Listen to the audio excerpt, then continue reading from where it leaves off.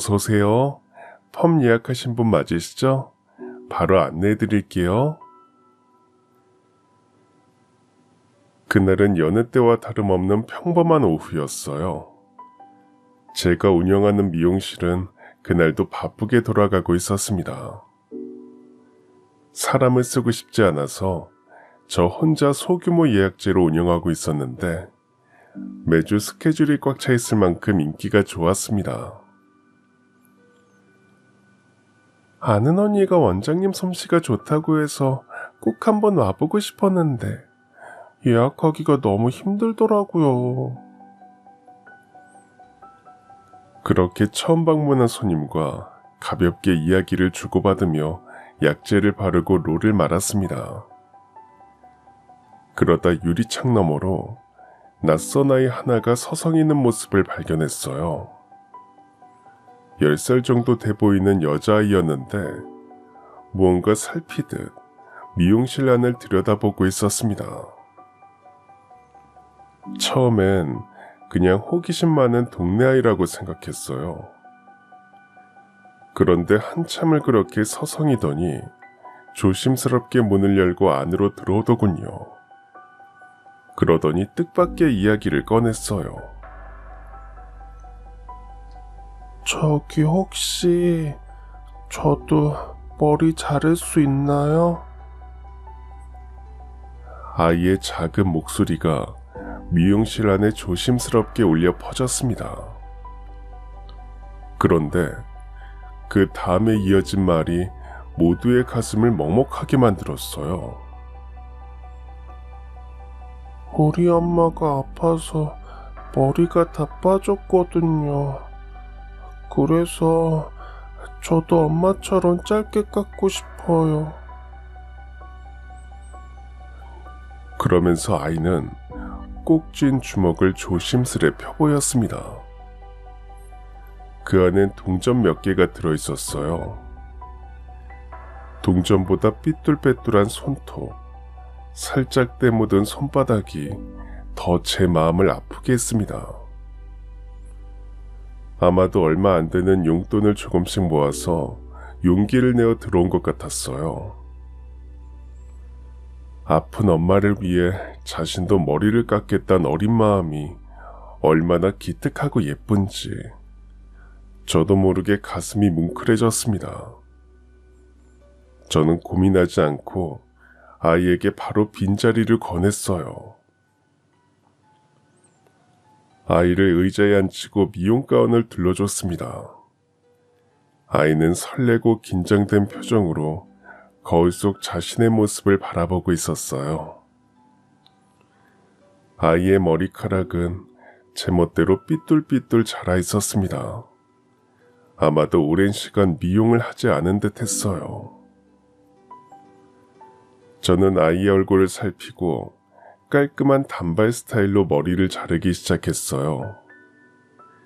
그동안 아이는 얌전히 앉아 있었습니다. 가끔씩 거울을 통해 보이는 아이의 표정은 너무도 진지했어요. 마치 중요한 임무를 수행하고 있는 것처럼 말이죠. 고작 10살 남짓한 아이가 아픈 엄마를 생각해서 이렇게 머리 자를 생각을 하다니 기특하면서도 한편으론 안쓰러웠어요. 머리를 다 자르고 아이에게 어떠냐고 물었습니다. 그러자 아이가 고개를 갸우뚱했어요. 우리 엄만 이거보다 훨씬 짧은데 더 잘라주시면 안 돼요? 오늘은 이만큼만 자르고 엄마한테 먼저 보여드리렴. 분명 마음에 들어 하실 거야. 제 말에 아이는 고민하는 듯 하더니 이내 활짝 웃으며 고개를 끄덕였습니다. 저는 아이의 머리를 감기고 드라이까지 예쁘게 해줬어요. 아이는 들고 온 동전을 모두 저에게 건넸습니다. 저는 아이에게 동전을 돌려줬어요. 오늘은 첫 방문이니까 아줌마가 서비스로 해줄게. 다음에 또 머리 자르러 오렴. 아이는 환하게 웃으며 고개를 꾸벅 숙이곤 미용실을 나갔어요. 미용실 안에 있던 손님들도 아이에 대해 저마다 한마디씩 했습니다. 아이 마음이 참 예쁘다. 사연이 딱하다. 아이 엄마가 얼른 나았으면 좋겠다. 그런 얘기들이었죠. 저 역시 아이와 아이 엄마 사정이 얼른 나아지기를 바라며 그날 하루를 마무리했습니다. 그런데 며칠 뒤 그 아이가 다시 미용실을 찾아왔어요. 이번엔 혼자가 아니었습니다. 모자를 푹 눌러 쓴 여자가 아이의 손을 잡고 함께 들어왔거든요. 엄마 여기야. 저분이 나 공짜로 머리 잘라주셨어. 아이의 말에 아이 엄마가 고개를 들어 저를 바라봤어요. 저 역시 아이 엄마를 바라봤죠. 서로 눈이 마주친 순간 저와 아이 엄마는 마치 감전된 듯 움찔거리며 그 자리에 멈춰서고 말았습니다. 40대 초반 정도 되어 보이는 아이 엄마는 많이 야윈 모습이었어요. 하지만 뚜렷한 이목구비와 고운 얼굴선에서 미인의 흔적을 찾을 수 있었죠. 세월이 많이 흘렀지만 여전히 익숙한 그 얼굴에 저는 한동안 말을 잇지 못했습니다. 아이 엄마는 바로 제 오랜 친구였어요. 한땐 세상에서 가장 가까운 사이였지만 15년 전 모종의 사건을 계기로 평생 얼굴을 보지 않겠다고 다짐한 절연한 친구였습니다. 그 친구도 저를 알아본 것 같았어요. 얼굴이 사색이 되더니 입술이 파르르 떨리더군요. 공기마저 얼어붙은 듯 저와 그 친구 사이에서 긴 침묵이 흘렀습니다. 아이만 사정을 모른 채 어리둥절한 얼굴로 우리를 번갈아 보고 있었죠. 그러고 있자니 15년 전 그날의 기억이 파노라마처럼 스쳐 지나갔어요. 가슴 깊이 묻어두었던 상처와 배신감, 그리고 트라우마가 한순간에 터져나올 것 같았습니다. 이런 식으로 이 친구를 다시 만나게 될 줄은 꿈에도 몰랐습니다. 그 친구와는 초중고 동창이었어요. 같은 동네에서 자라면서 얼굴은 익히 알고 있었지만 고등학교에 들어가기 전까지는 그냥 얼굴만 아는 사이였죠. 그러다가 고등학교에 올라가면서 급속도로 친해졌습니다. 계기는 단순했어요. 우연히 같은 반이 되었고 또 같은 동아리까지 들어가면서 하루의 대부분을 함께 보내게 되었거든요. 그 친구와 전 많은 게 달랐어요. 일단 성격이 극과 극이었습니다. 그 친구는 사교성이 뛰어나서 항상 주변에 친구들이 많았어요. 학급 임원이나 학교 행사 때도 항상 앞장서는 스타일이었죠. 반면 저는 완전히 정반대였습니다. 있는 듯 없는 듯 조용한 아이였죠. 발표 같은 건 정말 싫어했고 사람들 앞에 나서는 것보다 뒤에서 묵묵히 돕는 걸 좋아했어요. 그런데 신기하게도 이런 차이점이 서로를 더 가깝게 만들었어요. 친구는 얌전하고 차분한 저를 보면서 안정감을 느꼈다고 해요. 반면 저는 그 친구 덕분에 새로운 경험을 다양하게 해볼 수 있었죠. 학교 축제 때 연극 무대에 올라가 본 것도 모두 그 친구 덕분이었어요. 친구와 저는 방과 후에 늘 동네 분식집에 가서 수다를 떨었습니다. 작은 가게에 구석자리에 앉아서 떡볶이 한 그릇을 나눠 먹으며 온갖 이야기를 다 했죠. 학교에서 있었던 일, 드라마 이야기, 장래 희망까지 정말 끝도 없이 이야기를 나눴습니다. 그땐 둘 다 순수했어요. 함께라면 무엇이든 할 수 있을 것 같았거든요. 그리고 3년 내내 하던 이야기가 정말 현실이 되고 말았습니다. 고등학교를 졸업하고 정말로 같은 대학에 진학하게 됐거든요. 둘이 함께 산다니까 부모님도 안심하셨죠. 그래, 혼자 자취하는 것보다 수연이랑 같이 사는 게 훨씬 낫지. 저와 친구는 설렘 가득한 마음으로 서울로 올라와서 자취방을 구했습니다. 그런데 조건에 맞는 곳을 찾기가 쉽지 않았어요. 결국은 작은 원룸을 얻어서 함께 생활하게 됐죠. 저는 내성적이라 대학 생활에 적응하는 데 시간이 꽤 걸렸어요. 새로운 환경, 새로운 사람들과 어울리는 게 쉽지 않았거든요. 하지만 친구는 달랐습니다. 첫 학기부터 동아리에 들어가고 선배들 후배들과도 활발히 어울렸죠. 가끔은 친구의 그런 사교성이 부러웠어요. 반면 친구는 제 성실함과 꾸준함을 부러워했습니다.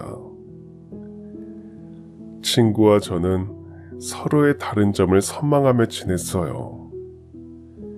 대학 생활은 전혀 달랐지만 집에 돌아오면 둘도 없는 단짝으로 돌아와서 하루 일과를 나누곤 했죠.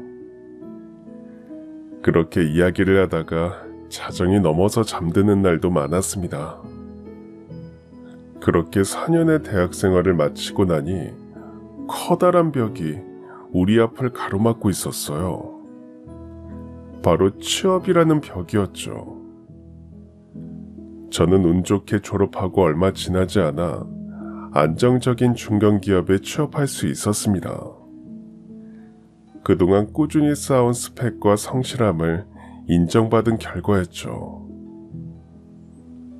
하지만 친구는 달랐습니다. 어렵게 서류 전형을 통과해도 면접만 가면 번번이 떨어졌거든요. 분명히 능력도 있고 매력도 있는데 왜 자꾸 떨어지는지 이해할 수 없었어요. 내가 뭐가 부족한 걸까? 왜 자꾸 면접에서 떨어질까? 친구가 좌절하는 모습을 보고 있자니 제 마음도 무거웠어요. 결국 친구는 생계를 위해 여러 아르바이트를 전전하게 되었습니다. 편의점이나 카페에서 일할 때도 있었고 레스토랑에서 일할 때도 있었어요. 나중엔 아르바이트 하던 학원에 보조 강사로 취업했지만 수입은 늘 불안정했습니다. 친구와 저는 대학을 졸업한 뒤에도 동거 생활을 이어갔어요. 대신 보증금을 올려서 방이 2개짜리인 곳으로 이사를 했죠. 둘 다 조만간 직장을 구할 테니 늘어난 월세를 감당할 수 있을 거라고 생각했습니다. 하지만 친구는 아니었어요. 생활비도 빠듯해서 자기 몫의 방세를 못 낼 때가 많았습니다. 그럴 때마다 제가 친구 몫까지 대신 내주곤 했어요. 미안해. 내가 취업하면 꼭 갚을게. 친구는 그렇게 말했지만 사실 월세를 대신 내주는 건 크게 신경 쓰지 않았어요. 친구가 힘들어하는 모습을 보는 게 더 힘들었거든요. 그 무렵 친구는 취업 문제에 연애 문제까지 겹쳐서 힘든 나날을 보내고 있었습니다.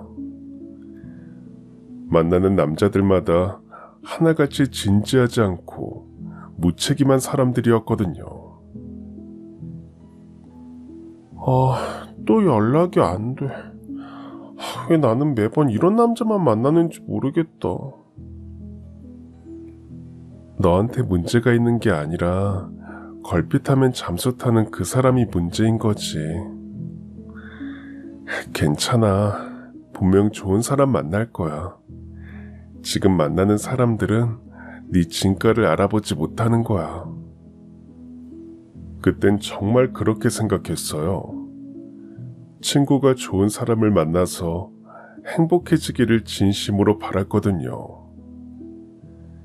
그런 와중에 저에게도 소개팅 제안이 들어왔습니다.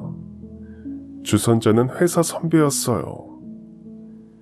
아무래도 주선자가 회사 선배다 보니 거절하기가 쉽지 않았어요. 그래서 일단 만나보겠다고 하고 약속 장소로 나갔습니다. 처음엔 별 기대를 하지 않았어요. 소개팅이라는 게 대부분 어색하고 부담스럽잖아요. 잘 될 확률도 그만큼 낮고요. 그런데 그 사람은 달랐어요. 뭔가 사람을 편안하게 하는 매력이 있었습니다. 무엇보다 차분하고 예의 바른 태도가 마음에 들었어요. 다행히 상대도 저를 마음에 들어해서 만남을 이어가게 됐습니다. 그렇게 꾸준히 만나면서 서로에 대한 신뢰를 차곡차곡 쌓아갔어요. 물론 사소한 다툼도 있었지만 그럴 때마다 서로를 이해하려고 노력했습니다. 그러다 보니 큰 싸움으로 번지진 않았어요. 1년 정도 지나니 자연스럽게 결혼 이야기가 오가게 됐습니다. 둘 다 안정된 직장을 갖고 있고 나이도 20대 후반에 접어들었으니 어찌 보면 자연스러운 흐름이었죠. 결혼을 하면 어디에 신혼집을 구할지, 식장은 어디로 잡을지, 아이는 언제쯤 가질지 그런 구체적인 이야기를 주고받자니 결혼이 점차 현실로 다가오는 기분이었습니다. 친구와는 여전히 같이 살고 있었기 때문에 남자친구와도 자주 만나게 되었어요. 셋이 같이 밥도 먹고 가끔은 술도 한 잔씩 하면서 친한 사이가 되었죠. 나중에 수연씨 남자친구 생기면 더블 데이트해요. 완전 좋죠. 저 더블 데이트하는 거 로망이었거든요. 그러다 서로 결혼하면 같이 가족여행도 다니고 그러면 좋겠다. 그런 이야기를 서로 주고받곤 했습니다. 남자친구는 친구의 취업 문제도 함께 걱정해 주었고, 마침 남자친구가 회사의 인사팀에서 일하고 있어서 취업과 관련된 이런저런 팁을 줄 수 있었어요. 그럴 때마다 친구는 부러운 마음을 털어놓았습니다. 넌 정말 뭘 하든 똑 부러지는구나. 남자도 어쩜 저렇게 괜찮은 사람을 한 번에 물어왔니? 난 늘 허당인데. 그 뒤로 몇 번 남자친구의 주변 사람들을 친구에게 소개해줬지만 잘 되진 않았어요. 저는 언젠가 친구도 좋은 남자를 만나기를 진심으로 바랐습니다. 그 사이 저와 남자친구는 결혼 준비를 차곡차곡 진행했어요. 상견례를 앞두고 양가의 인사도 다녀왔습니다. 그런데 갑자기 남자친구의 일이 바빠졌어요. 저녁에 퇴근하면 먼저 연락을 해왔는데 최근 들어 남자친구에게 전화 오는 일이 뜸해졌어요. 메시지를 보내도 한참 뒤에야 답장을 주고는 했습니다. 남자친구는 일이 갑자기 많아졌다면서 바뀐 상황을 설명해 줬어요. 저는 이해했습니다. 하지만 남자친구의 회사 일은 좀처럼 줄어들 기미가 보이지 않았습니다. 나중엔 주말에 만나는 것조차 어려워졌어요. 미안, 이번 주에도 내내 회사에 나가야 할 것 같아. 이번 프로젝트만 마무리되면 괜찮아질 거야. 그러다 어렵게 시간을 맞춰서 데이트를 해도 뭔가 달랐습니다. 예전엔 제 이야기를 집중해서 들어주었는데 이젠 제 말은 듣는 둥 마는 둥 하면서 핸드폰을 들여다보기 바빴어요. 저기 내 말 듣고 있어?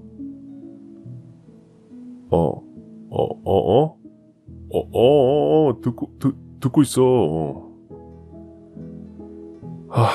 내가 방금 뭐라고 했는지 기억은 해? 상견례 날짜 얘기했잖아. 이런 대화가 반복되곤 했어요. 그러다 보니 불안감이 점점 커졌습니다. 혹시 내가 뭘 잘못했나? 결혼하는 게 부담스러워진 건가? 혼자 별별 생각을 다 하게 됐죠. 저는 친구에게 이런 속내를 모두 털어놓았습니다. 요즘 좀 이상해. 정신이 딴 데 팔려있는 사람 같아. 결혼 앞두고 그럴 수 있어. 남자들도 메리지 블루가 온다잖아. 너무 걱정하지 마. 친구는 그런 저를 안심시켜 주었습니다. 하지만 남자친구의 태도는 좀처럼 변하지 않았어요. 결혼 준비 과정에 대해서도 소극적으로 변했죠. 그러다 보니 저희 집에서 먼저 이런저런 말들이 나왔습니다. 너네 결혼할 생각은 있는 거니? 우리 집에 인사 온 지가 언젠데 상견례 날짜를 아직도 안 잡았어. 저 역시 더는 미룰 수 없다고 생각해서 남자친구에게 연락을 했습니다. 부모님이 상견례 일정을 모르시는데 오빠 쪽은 어때? 실은 요즘 어머니 몸이 좀 안 좋으셔. 조금만 기다려주면 안 될까? 그럼 예식장이라도 미리 잡아놓자. 인기 있는 곳은 1년 전부터 예약해야 한대. 이게 상견례도 안 했는데 어떻게 예식장을 잡아. 서두르지 말고 순서대로 하자. 그렇게 저와 남자친구의 결혼 준비 과정은 차일피일 미뤄지고 있었어요. 그러다 하루는 친구와 남자친구, 저 이렇게 셋이 밖에서 저녁을 먹게 됐습니다. 자연스럽게 결혼 이야기가 나왔는데 남자친구가 화제를 다른 곳으로 돌렸어요. 그런 이야기를 뭐하러 해. 그건 나랑 둘이 있을 때. 왜? 우리 둘 사이에 이것보다 중요한 이야기가 어디 있다고. 그 사이 친구가 잠깐 편의점에 다녀온다며 자리에서 일어났어요. 남자친구는 부주의한 저를 나무랐습니다. 수연 씨 있는 데서 그런 이야기를 뭐하러 해. 수연 씨는 지금 남자친구도 없잖아. 결혼 이야기 관심도 없을 텐데 자기 요즘 그 얘기만 하잖아. 그 생각까진 못했네. 앞으로 조심할게. 그 뒤로는 친구 앞에서 되도록 결혼 이야기는 하지 않도록 주의했습니다. 친구는 괜찮다고 했지만 제가 괜히 신경 쓰였어요. 설마 둘이 제 뒤에서 그런 작당 모의를 하고 있을 줄은 꿈에도 모르고 말입니다. 알아차린 계기는 단순했어요. 어쩌면 우연의 일치로 그 모든 걸 알게 됐죠. 자기야, 저녁 약속 다음으로 미루면 안 될까? 내가 지금 몸이 좀 안 좋아서. 2주 만에 남자친구와 만날 약속을 잡았는데 남자친구는 몸이 안 좋다며 약속을 다른 날로 미루자고 했어요. 알겠다고 하고 전화를 끊었는데 착 가라앉은 목소리가 신경 쓰였습니다. 몸이 많이 안 좋은가 싶어서 퇴근길에 죽을 사들고 남자친구네 회사로 향했어요. 죽만 전달해주고 돌아올 생각이었죠. 남자친구의 회사 건물 맞은편에 서 있자니 퇴근한 사람들이 하나둘씩 나오기 시작했어요. 곧 남자친구도 모습을 드러냈죠. 생각보다 괜찮은 모습에 안도하며 남자친구에게 다가가려던 저는 그 자리에서 얼어붙고 말았습니다. 저 말고 다른 사람이 남자친구에게 먼저 달려갔기 때문이죠. 문제는 그 뒷모습이 너무 익숙했다는 겁니다. 상대는 남자친구에게 다가가서 자연스럽게 팔짱을 꼈어요. 그러자 남자친구 역시 웃으며 상대의 머리를 쓰다듬었습니다. 예상하셨을지 모르겠네요. 네, 맞습니다. 그 상대는 다름 아닌 제 친구였어요. 그 모습을 보는 순간 온몸이 얼어붙었어요. 머리가 하얘지면서 아무 생각도 나지 않았죠. 두 사람은 누가 봐도 연인처럼 다정한 모습이었습니다. 저는 점점 멀어지는 두 사람의 뒷모습을 멍청이 서서 바라봤어요. 두 사람이 제 시야에서 완전히 사라지자 그제야 온몸이 부들부들 떨렸습니다. 말할 수 없는 감정이 온몸에 소용돌이 쳤어요. 배신감, 분노, 당혹감, 슬픔, 그 모든 감정들이 한꺼번에 몰려와서 정신을 차릴 수 없었습니다. 저는 도망치듯이 집으로 향했어요.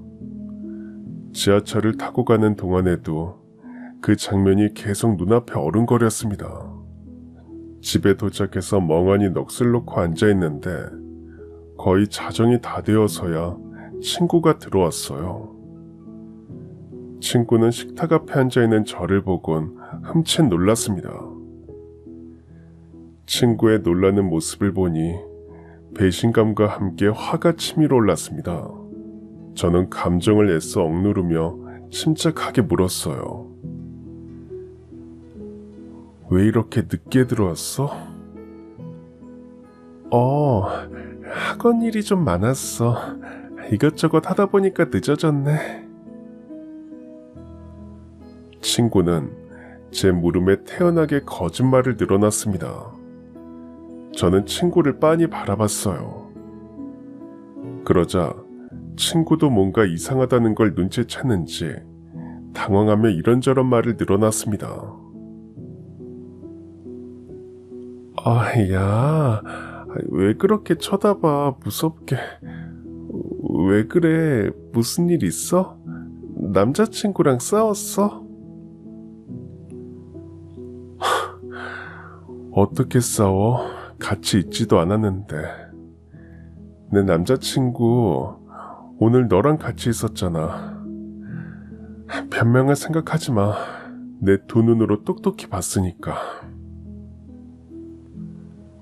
제 말에 입술을 달싹이던 친구가 이내 입을 다물었습니다. 둘 사이에 한참 동안 침묵이 흘렀어요. 그러다 친구가 조심스레 입을 열었어요. 미안해. 나도 어쩔 수 없었어. 그 사람이 먼저 고백했어. 나도 처음엔 당연히 거절했지. 널 생각하면 어떻게 그럴 수 있겠니? 그런데 그 사람이 자꾸 다가오니까 더 이상 거절할 수가 없었어. 그게 지금 내 앞에서 할 소리니? 당장 나가. 지금 네 얼굴 보고 싶지 않으니까. 저는 친구에게 냉정하게 선언했어요. 친구는 머뭇거리더니 간단한 짐을 챙겨서 집을 나갔습니다. 그런데 어이없게도 몇 시간 후에 남자친구에게 전화가 걸려왔어요. 잔뜩 성인한 목소리로 말이죠. 야, 아무리 그래도 어떻게 수현 씨를 이 야밤에 쫓아낼 수 있어? 나한테 전화해서 그게 지금 할 소리야? 보증금도 내 돈이고 월세도 따박따박 내 돈으로 내고 있어. 그간 우정이란 이름으로 내가 얼마나 걔를 배려하며 살았는데 그걸 이딴 식으로 갚는 애한테 뭘도 얼마나 베풀라는 거야? 그 말 그대로였습니다. 취업을 한 후 어느 순간부터 월세를 거의 다 제가 내고 있었어요. 생활비도 제가 더 많이 낼 때가 많았습니다. 하지만 크게 신경 쓰지 않았어요. 우린 친구였으니까요. 그런데 돌아온 대가가 겨우 이거라니 화가 나기보단 허탈했습니다. 더욱 기가 찬 건 남자친구의 태도였어요. 저한테 달려와서 무릎 꿇고 사과해도 모자랄 판에 야밤에 친구를 내쫓았다고 득달같이 전화해선 저를 비난하다니 어이가 없었습니다. 순서가 잘못됐지. 당신은 지금 나한테 화를 낼 게 아니라 무릎을 꿇고 사과를 해야 돼. 알아? 당신이나 수연이나 지금 나한테 무슨 짓을 했는지 알기나 해? 그래, 당신한텐 정말 미안해. 당신이랑 있으면 편하고 좋아서 결혼해도 괜찮을 거라고 생각했어. 근데 아니었어. 남자친구는 자신이 진짜 좋아하는 사람은 제 친구라고 말했습니다. 그러면서 저와의 결혼은 어려울 것 같다고 덧붙였어요. 나도 당신 같은 남자랑 결혼할 마음 없어. 이제라도 알아서 참 다행이다 싶네. 그렇게 말하곤 전화를 끊었습니다. 당장은 그렇게 말했지만 막상 전화를 끊고 나니 믿었던 두 사람이 한순간에 등을 돌린 현실을 받아들일 수 없었어요. 특히 친구에 대한 배신감이 너무 컸습니다. 10년 넘게 가족보다 가깝게 지낸 사이였는데 제 삶의 한 귀퉁이가 완전히 무너져 내리는 기분이었어요. 그날 이후 제 일상은 완전히 무너져 버렸습니다. 회사에 가서도 좀처럼 일에 집중할 수 없었어요. 동료들이 말을 걸어도 제대로 대답할 수 없었고 사소한 일에도 눈물이 났습니다. 사람들과의 관계도 버겁게 느껴졌어요. 그런 일을 겪고 나니 누구를 믿어야 할지 모르겠더라고요. 가장 믿었던 사람들에게 배신당한 충격이 너무 커서인지 다른 사람들도 언젠가 저를 배신할 것 같은 불안감에 시달렸어요. 친구는 그날 이후 짐을 챙겨서 집을 나갔습니다. 하지만 친구와 오랫동안 함께 지냈던 공간에 계속 머무는 것만으로도 괴로웠어요. 그러다 보니 자꾸 집 밖으로 나돌게 됐습니다. 카페에서 멍하니 있다가 폐점 시간이 되어서야 집으로 돌아오는 날이 반복됐죠. 시간이 지나도 상황은 나아지지 않았습니다. 아니, 오히려 점점 더 힘들어졌어요. 불면증에 시달리는 나날이 잦아졌고 식욕이 사라져서 끼니를 자주 거르다 보니 빈혈 증상까지 생겼습니다. 더는 이렇게 살 수 없었어요. 큰일이 나기 전에 지금이라도 몸과 마음을 추스려야 했습니다. 저는 결국 사표를 내고 서울 생활을 정리하기로 했어요. 집을 정리하면서 친구와의 추억이 담긴 물건들도 모조리 정리했습니다. 함께 찍은 사진들, 서로 주고받은 편지들, 함께 산 작은 소품들, 그 모든 게 이젠 아픈 기억일 뿐이었으니까요. 더불어 억울한 마음도 들었습니다. 잘못을 저지른 건 그 두 사람인데 왜 제가 이렇게 고통받아야 하는지 화도 났어요. 온갖 감정이 널뛰기를 하듯 제 안에서 요동쳤습니다. 고향으로 내려가는 기차를 타는데 몇 달 만에 친구에게 전화가 걸려왔습니다. 친구는 저에게 거듭 사과했어요. 미안해, 선아야. 나도 일이 이렇게 될 줄 몰랐어. 이제 우린 남이야. 아니, 남보다 못한 사이지. 그러니까 다신 연락하지 마. 그렇게 말하곤 전화를 끊었습니다. 10년 넘게 쌓은 우정이 하루아침에 무너지는 순간이었어요. 전화를 끊고 창밖으로 스쳐 지나가는 풍경을 보는데 무언가 제 인생의 한 단락이 끝났다는 느낌이 들었어요. 고향으로 내려온 후에도 한동안은 아무것도 할 수 없었습니다. 제 방에 틀어박혀서 하루 종일 멍하니 천장만 보고 있었어요. 부모님이 밥 먹으라고 불러도 입맛이 없어서 몇 숟가락 뜨다가 자리에서 일어나곤 했습니다. 도저히 다시 일어날 힘이 나지 않았어요. 엄마는 가끔 방에 들어와서 제 등을 토닥여 주셨어요. 시간이 지나면 나아질 테니 너무 무리하지 말란 말씀도 덧붙이셨죠. 아빠도 제가 스스로 회복할 때까지 묵묵히 기다려 주셨습니다. 그러던 어느 날 아침 일어나서 거울을 봤는데 제 모습이 너무 초라해 보이더라고요. 살은 빠져서 뼈만 앙상하고 눈은 퀭하니 들어가고 몰골이 말이 아니었습니다. 순간 이렇게 살 수 없다는 생각이 들었어요. 그날부터 하루에 30분씩 밖에 나가서 걷다가 들어왔습니다. 몸을 움직이고 바깥 바람을 쐬니 입맛도 조금씩 돌아왔어요. 몸이 회복되니 마음도 점차 단단해졌습니다. 어느 정도 건강을 회복하니 그제야 현실적인 문제들이 눈에 들어오기 시작하더군요. 가장 큰 문제는 먹고 사는 일이었어요. 서울로 올라가서 경력을 살려 다시 취업하는 것도 생각해봤습니다. 하지만 고향으로 내려와서 지낸 공백 기간이 신경 쓰였어요.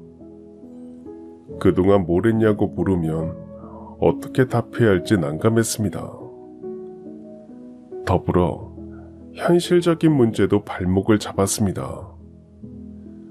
나중에 결혼하고 아이를 낳으면 또다시 경력 공백 기간이 생기지 않을까 싶더라고요. 실제로 회사에서 일해보니 아이를 낳고 육아휴직을 썼다가 돌아오는 여직원이 많지 않았어요. 그런 문제로 고심하던 찰나에 뜻밖의 곳에서 해답을 얻었습니다. 근처에 사는 이모네 집에 놀러 갔다가 우연히 이모가 일하는 미용실에 가게 된 거죠. 이모는 오랫동안 미용 일을 해오셨는데 적지 않은 나이에도 여전히 작은 미용실을 운영하면서 생활비를 벌고 계셨어요. 이모, 미용사 일은 어때? 힘들지 않아? 힘들지. 그래도 기술이 있으니까 든든해. 어디서든 내 손으로 먹고 살 수 있잖아. 이모의 말을 듣는 순간 번개를 맞은 것 같았어요. 맞네. 기술이 있으면 결혼을 해도 나이가 들어도 어디서든 내 힘으로 먹고 살 수 있겠다. 저도 모르게 그런 말을 중얼거렸습니다. 그때부터 미용 기술을 배우고 싶다는 생각이 강해졌어요. 남에게 의존하지 않고 내 손으로 할 수 있는 그런 일을 해보고 싶었거든요. 고심하던 저는 미용 기술을 배우기 위해 다시 서울로 올라왔습니다. 모아둔 결혼 비용으로 새 집을 구하고 미용 학원에도 등록했죠. 학원 등록을 하고 나오는데 어찌나 떨리던지요. 새로운 시작이란 설렘도 있었지만 잘할 수 있을지 불안감도 컸습니다. 실제로 해보니 미용 공부는 생각보다 훨씬 힘들었어요. 나름 손재주가 있다고 생각했는데 빗 잡는 법부터 기본적인 가위질까지 어느 하나 쉬운 게 없었습니다. 매일 연습하다 보니 금방 손에 물집이 잡혔어요. 서 있는 시간이 길다 보니 다리도 뻐근하게 아팠습니다. 가끔은 포기하고 싶은 순간도 있었지만 이를 악물고 버텼어요. 손이 갈라지고 피가 나도 집에 와서 약을 바르고 반창고를 붙인 후 다음날 다시 학원에 나갔죠. 그렇게 달려드니 점차 기술이 늘기 시작했어요. 어설펐던 손놀림이 조금씩 자연스러워졌고 주변 사람들에게도 많이 늘었다는 칭찬을 받았죠. 바로 그 무렵 뜻밖의 소식을 들었습니다. 친구와 헤어진 남자친구가 결혼을 한다는 소식이었죠. 순간 가슴이 덜컥 내려앉았습니다. 머리론 예상하고 있었지만 막상 확실한 소식을 접하니 충격이 컸어요. 하지만 애써 마음을 다잡았습니다. 남의 눈에 피눈물 나게 한 사람들이 과연 잘 살 수 있을까? 그런 생각도 들었고요. 씁쓸한 마음이 들었지만 신경 쓰지 않으려 애썼습니다. 그 사람들 때문에 제 인생을 더 이상 망치고 싶지 않았거든요. 대신 미용 공부에 더 몰두했습니다. 아픈 기억을 잊기 위해서라도 뭔가에 집중해야 했어요. 돌아보니 그게 저에겐 치유의 과정이기도 했습니다. 미용 학원을 졸업한 후에는 여러 미용실에서 견습으로 일하며 경험을 쌓았습니다. 처음에는 바닥 청소, 수건 정리, 약품 정리 같은 일부터 시작했어요. 사소한 일이었지만 그조차 누구보다 성실히 하려고 노력했습니다. 저보다 한참 어린 상사에게 혼나는 일도 많았어요. 머리를 이상하게 잘랐다, 컬이 어설프다, 컴플레인을 거는 고객도 계셨죠. 그래도 꿋꿋하게 버텼습니다. 다 배우는 과정이라고 생각하며 스스로를 다독였죠. 그렇게 버티니 점차 단골 고객이 늘어났습니다. 어느 순간엔 한 달 스케줄이 꽉 차는 지경에 이르렀죠. 무엇보다 미용일은 결과물이 바로 눈앞에 드러나니 성취감이 컸습니다. 제가 해준 머리를 보고 만족해하는 분들을 볼 때마다 저 역시 절로 미소가 지어졌어요. 그렇게 치열하게 일한 끝에 30대 후반이 되었을 때 제 이름으로 된 미용실을 열 수 있었습니다. 작지만 제가 꾸민 공간, 제 이름이 적힌 간판을 보는 순간 주책맞게도 눈물이 핑 돌았어요. 힘든 시기를 이겨내고 여기까지 온 스스로가 대견했습니다. 하지만 그때까지도 새로운 사람을 만나는 건 꿈도 꾸지 못하고 있었어요. 사람을 믿는다는 것 자체가 아직 두려웠거든요. 하지만 지금의 남편을 만나면서 저에게도 조금씩 변화가 생겼습니다. 단골 고객의 소개로 만난 남편은 항상 성실하고 진심 어린 태도로 저를 대해줬어요. 제가 쉽게 마음을 열지 못해도 포기하지 않고 작은 배려와 행동들로 천천히 신뢰를 쌓아갔습니다. 지금까지 힘든 일이 있었나 봐요. 천천히 가도 돼요. 선아 씨가 준비될 때까지 기다릴게요. 남편이나 저나 30대 후반이라 결혼을 서두를 나이임에도 불구하고 남편은 저를 재촉하지 않았어요. 그저 묵묵히 제가 마음을 열 때까지 기다려줬습니다. 더불어 저에게 믿음을 주기 위해 사소한 노력을 마다하지 않았어요. 매일 제 안부를 묻고 어디를 가면 사소한 일 하나까지 모두 얘기해 줬습니다. 그런 남편의 노력 덕분에 저 역시 마음을 열고 무사히 결혼에 꼴이 날 수 있었어요. 남편은 결혼한 후에도 변함이 없었습니다. 늘 저를 존중하고 배려해 줬죠. 더불어 제 커리어도 존중해 주었습니다. 당신이 힘들게 이룬 결과물이잖아. 결혼했다고 접는 건 말이 안 되지. 아이가 태어난 후에도 마찬가지였어요. 가사일과 육아를 당연하다는 듯 함께 분담해 주었습니다. 덕분에 저는 일을 놓지 않고 계속 미용실을 운영할 수 있었어요.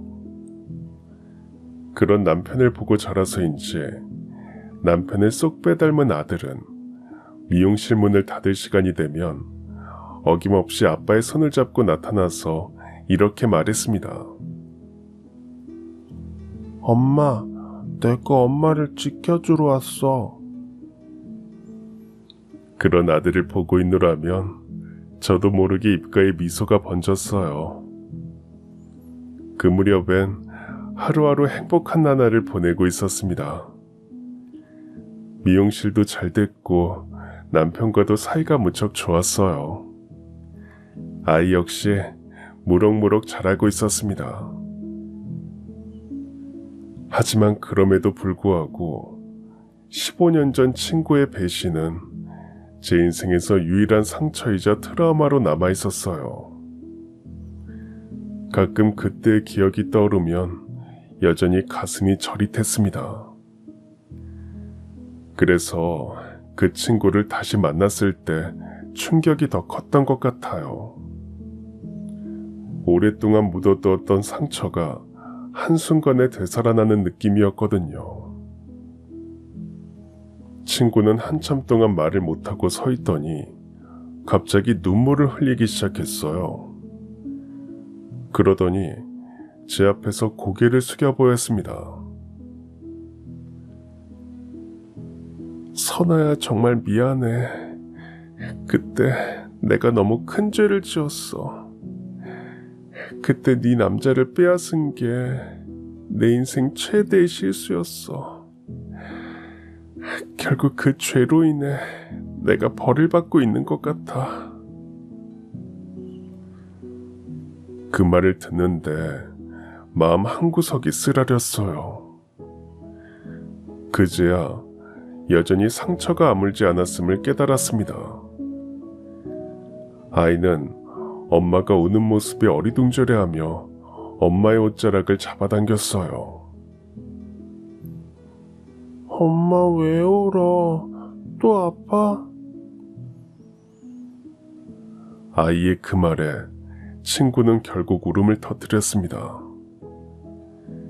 애써 감정을 추스르려 했지만 쉽지 않아 보였어요. 저는 친구 대신 아이를 다독였습니다. 엄마가 지금 좀 아픈가 봐. 잠깐 여기 앉아서 엄마가 괜찮아질 때까지 기다려줄래? 아이는 제 말에 얌전히 제가 가리키는 곳에 가서 앉았습니다. 저는 아이를 위해 책을 몇 권 가져다 주었어요. 그 사이 친구는 감정을 가라앉히기 위해 심호흡을 하고 있었습니다. 그러고는 자신의 이야기를 털어놓기 시작했어요. 소식 들었겠지만 결국 그 사람이랑 결혼했어. 네 눈에 피눈물 나게 해놓고 나도 참 나쁜 년이지. 결혼하고 처음 몇 년은 행복했어. 정말 짧게나마 그 사람이 나한테 잘해줄 때가 있었거든. 그때는 앞으로도 이렇게 평생 행복하게 살 수 있을 거라고 생각했지. 그 말을 들으며 복잡한 감정이 들었어요. 한편으론 그래도 행복했구나 싶기도 하고, 다른 한편으론 나는 그때 정말 힘들었는데 하는 씁쓸한 마음도 들었거든요. 하지만 그 행복은 정말 짧았어. 결혼 3년 차가 되니까 모든 게 달라지기 시작했거든. 이내 친구의 표정이 어두워졌어요. 그러더니 정말 충격적인 이야기를 털어놓았습니다. 내가 아이를 갖고 배가 부르기 시작했을 때 그 즈음부터 그 사람이 바람을 피우기 시작했거든. 그 말을 듣는 순간 할 말을 잃고 말았습니다. 아무리 그래도 사람이 할 짓이 있고 못할 짓이 있지, 임신한 아내를 두고 바람을 피우다니요. 나는 그때 아무것도 몰랐어. 입덧 때문에 너무 힘들어서 다른 건 신경 쓸 여력이 없었거든. 그래서 아이를 낳고 한참 지나서야 그 사실을 알게 됐지. 주변 사람들이 하나둘씩 말해주더라고. 너희 남편 요즘 여자 생긴 거 아니냐, 길 가다 우연히 봤다, 이런 식으로 말이지. 믿고 싶지 않았어. 그래서 따져 물었지. 처음엔 발뺌하더니 나중엔 대놓고 인정하더라고. 그래, 맞다. 나 다른 여자 있다. 그래서 네가 어떻게 하겠냐는 식으로 말이야. 그 순간 친구의 절망감이 고스란히 전해졌어요. 어린아이를 안고 그런 말을 들었을 때의 기분이 어땠을지 차마 상상할 수 없었습니다. 아이 때문에 섣불리 이혼할 순 없었어. 아이가 아빠 없이 자라면 안 된다고 생각했거든. 그냥 내가 참으면 된다고 생각했어. 하지만 그 사람은 내가 참는다고 해서 반성하지 않았어. 오히려 더 심해졌지. 집에 들어오는 시간이 점점 늦어지더니 나중엔 전화도 안 받더라고.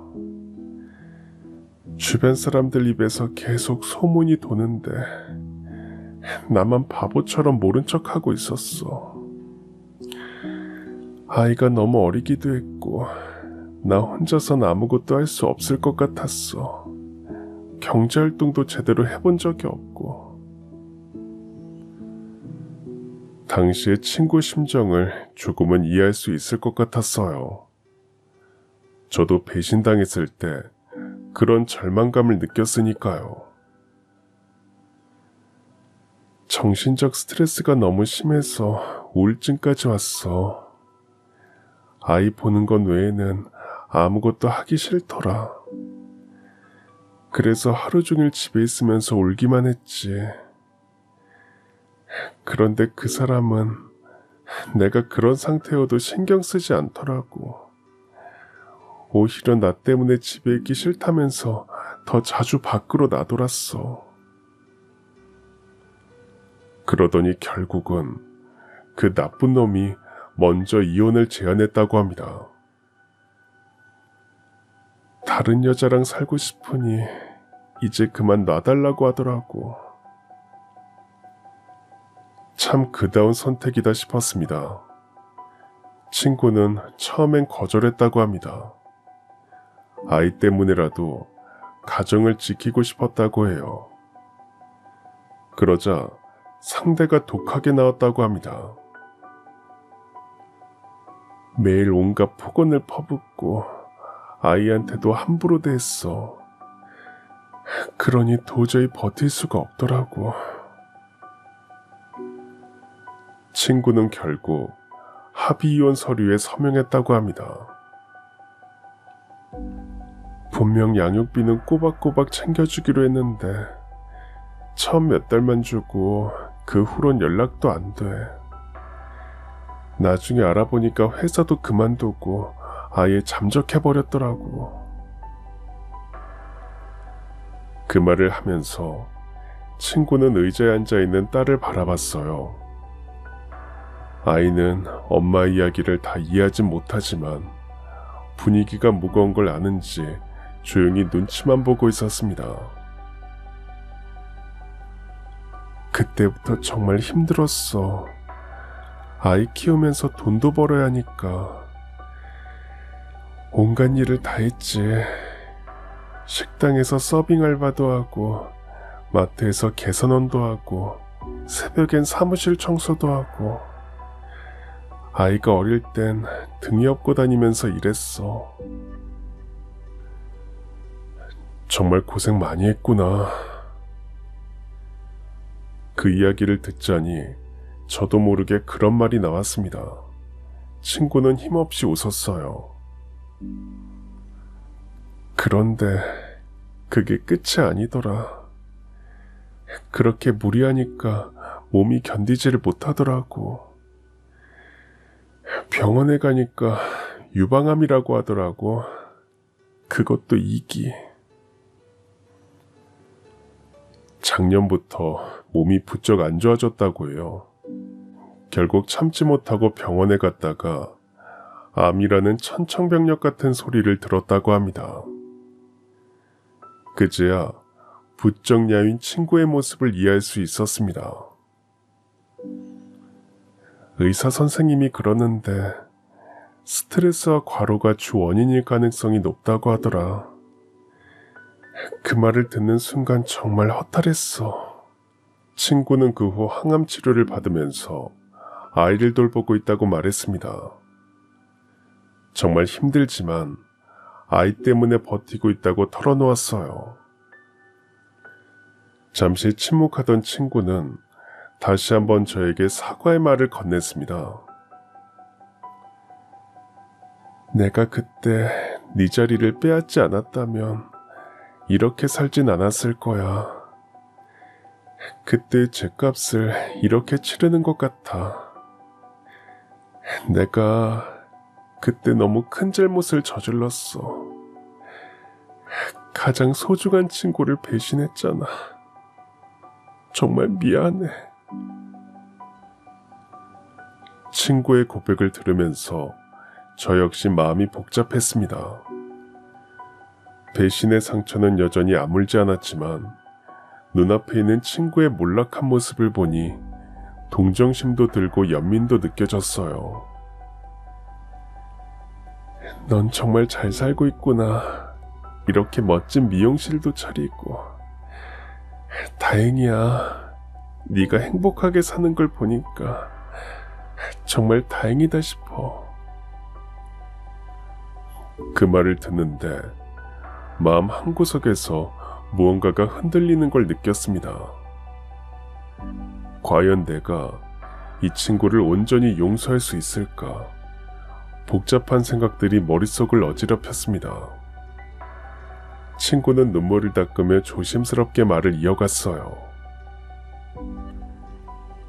사실 나 곧 친정이 있는 지방으로 내려갈 예정이야. 거기서 요양도 하고 치료도 계속 받으려고. 그 전에 이렇게 너를 만난 게 어쩌면 운명일지도 모르겠다. 마지막으로 용기를 내서 너에게 사과할 수 있게 되어서 정말 다행이야. 그 순간만큼은 친구의 목소리에서 진심이 느껴졌습니다. 물론 그 순간에도 과거의 장면이 제 머릿속에 파노라마처럼 스쳐 지나갔어요. 회사 앞에서 두 사람이 팔짱을 끼고 걸어가던 모습, 친구의 변명, 예비 남편의 차가운 말들, 그 모든 것들이 말이죠. 하지만 친구의 야윈 얼굴, 항암 치료로 듬성듬성 빠진 머리카락, 어린 딸을 혼자 책임지려는 처절한 모습을 보니 분노보단 연민이 더 크게 다가왔습니다. 그때 갑자기 어떤 결심이 섰어요. 여기 앉아봐. 친정 내려가기 전에 머리 다시 다듬어 줄게. 친구는 놀란 눈으로 저를 바라봤지만 더는 묻지 않고 조용히 의자에 앉았어요. 막상 친구의 머리를 다듬으려니 가위를 든 제 손이 떨렸습니다. 하지만 점차 손이 차분해졌어요.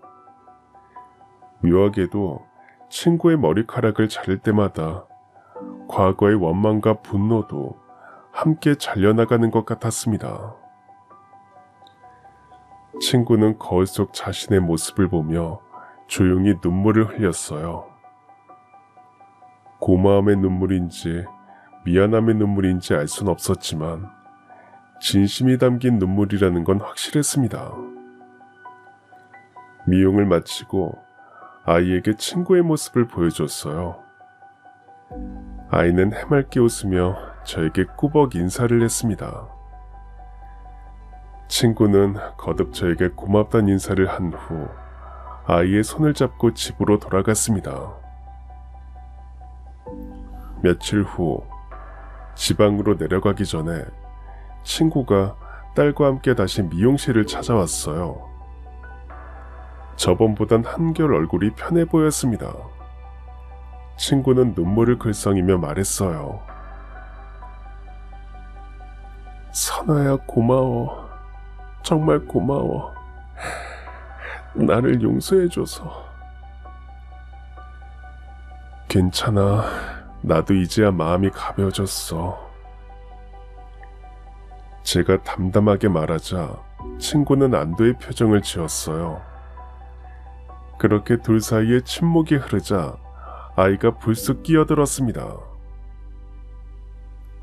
미용사 이모, 우리 엄마 예뻐지게 해줘서 정말 고마워요. 그 말을 듣고 저도 친구도 웃음을 터뜨렸습니다. 그렇게 우리 두 사람은 아이 덕분에 웃으며 작별 인사를 할 수 있었습니다. 친구가 떠난 후 저는 의자에 앉아 긴 생각에 잠겼어요. 친구와의 과거는 제 인생에서 유일한 트라우마였지만 용서한 순간 그 고통이 거짓말처럼 사라졌어요. 그제야 깨달았습니다. 용서는 결국 상대가 아니라 자신을 자유롭게 하는 일이라는 걸요. 사람에게 배신당하는 일은 분명 뼈아픈 일입니다. 그만큼 커다란 상처를 남기기도 하죠. 하지만 상처가 나으면 더욱 단단하게 새살이 돋아나고는 합니다. 저 역시 과거에 그 사건이 없었다면 미용이란 길은 생각하지 못했을 거예요. 지금의 남편도 만나지 못했겠죠. 혹 저처럼 아픈 일을 겪은 분이 계시다면 곧 상처가 아물고 새살이 돋아날 거라고 말씀드리고 싶어요. 그렇게 돋아난 새살은 이전보다 나를 더욱 단단하게 만들어줄 겁니다. 제 사연은 이걸로 마치겠습니다. 들어주셔서 감사합니다. 그럼 지금까지 사연 들어주셔서 감사합니다. 사연이 재밌으셨다면 구독과 좋아요 부탁드려요. 감사합니다. 안녕히 계세요.